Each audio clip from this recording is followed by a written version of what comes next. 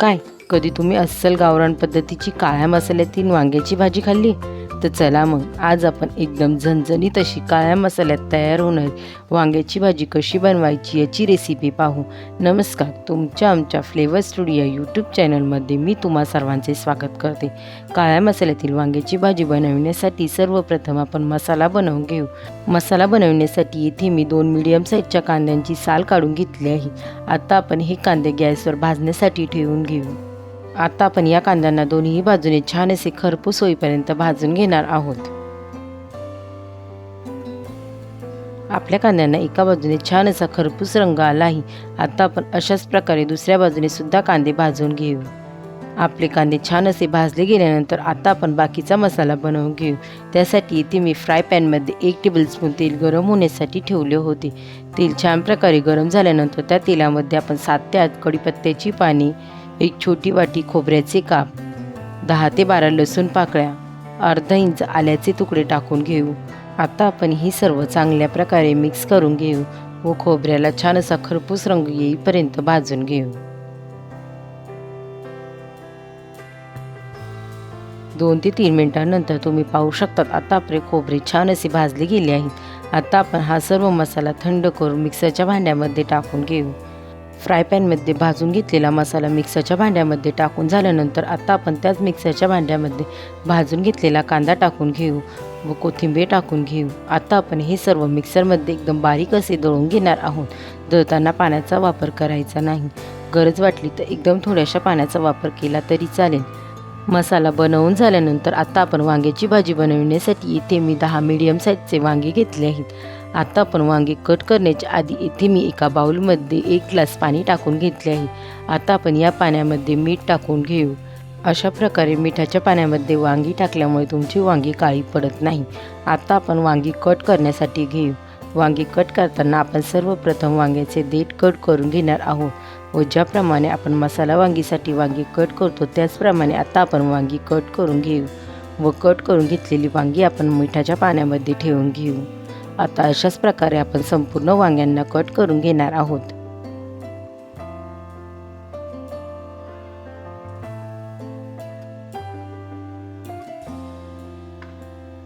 संपूर्ण वांगी मिठाच्या पाण्यामध्ये टाकून झाल्यानंतर आता आपण या वांग्यांमध्ये मसाला भरून घेऊ. बनवून घेतलेला मसाला वांग्यांमध्ये चांगल्या प्रकारे भरून घ्यायचा. आता आपण मसाला भरून घेतलेली वांगी तेलामध्ये टाकून घेऊ. येथे मी भाजी बनवण्यासाठी एका फ्राय पॅनमध्ये 3 टेबलस्पून तेल टाकून घेतले होते. आता आपण मसाला भरून घेतलेली सर्व वांगी तेलामध्ये टाकून घेऊ.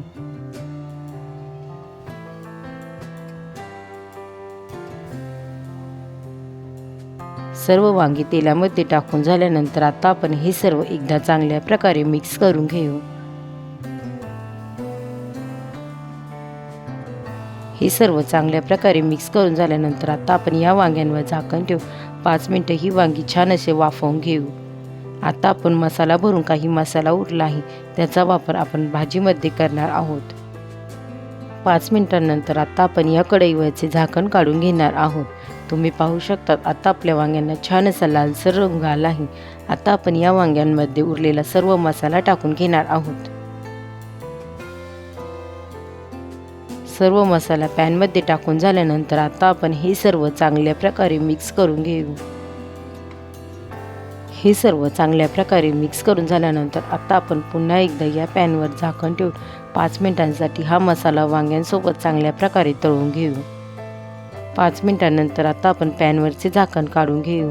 तुम्ही पाहू शकतात आता आपल्या मसाल्याला छान असे तेल सुटले गेले आहे, म्हणजे आपला मसाला छान असा तळला गेला आहे. आता आपण यामध्ये काही सुके मसाले टाकून घेऊ. 1 टीस्पून हळद, 1 टीस्पून जिरे, 1 टेबलस्पून काश्मीरी लाल मिरची पावडर व 1 टेबलस्पून घरगुती गरम मसाला.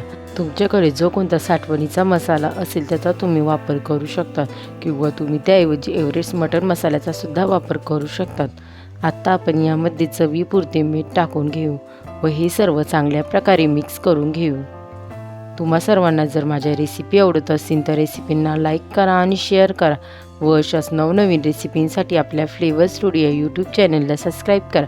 त्यासोबत शेजारील बेल आयकॉनला प्रेस करा, म्हणजे तुम्हाला येणाऱ्या सर्व नवीन रेसिपींचे नोटिफिकेशन सर्वात पहिले मिळेल. आता आपले हे सर्व चांगल्या प्रकारे मिक्स करून झाले आहे. आता आपण या कढईवर झाकण ठेवून 2 ते 3 मिनिटं हे मसाले चांगल्या प्रकारे तळून घेऊ.